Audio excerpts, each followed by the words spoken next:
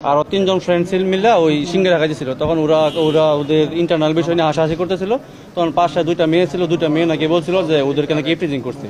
তখন ওইটা ভার্সিটিতে কমপ্লেন দেওয়া হয়েছিল। তখন প্রক্টর বডির ম্যাম প্লাস স্যার ওরা মিলে এটা সহজ মানে যখন সঠিক কোন তথ্য পায় না ইফটিজিং এর, তখন ওইটা মিট করে দিয়েছিল। মিট করে দেওয়ার পরে মানে ওই স্যাররা যখন ওই পারভেজ ভাই যখন সিনিয়র ওই মেয়েদের কাছে আবার সরি বলছিল যে তুমি যখন আমার ছোট বোনের মতো, তো আমাদেরকে তুমি যদিও ইফটিজিং করি না, তাও যদি কোনো ভুল মনে করে তাও তাহলে আমি তোমাদের কাছে দুঃখিত, সরি বলছি।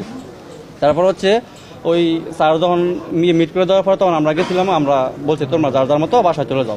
বাসার উদ্দেশ্যে রওনা হয়, তখনই রাস্তার ভিতর ভার্সিটির পাশেই টেস্ট রিডের সামনে তখন তার উপর অতর্কিত হামলা চালায়।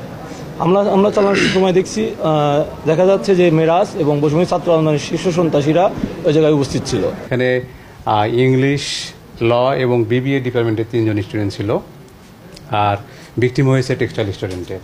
ওই 3 জন স্টুডেন্টই আসলে মানে হয়তো কিছু বহিরাগতর হয়তো সহায়তা নিয়ে এই ইনসিডেন্টটা ঘটিয়েছে। জাহিদুল ইসলাম পারভেজ হত্যার প্রতিবাদে শনিবার রাতে ঢাকা মেডিকেল কলেজ হাসপাতাল থেকে টিএসসি পর্যন্ত বিক্ষোভ মিছিল করেছে ছাত্রদল।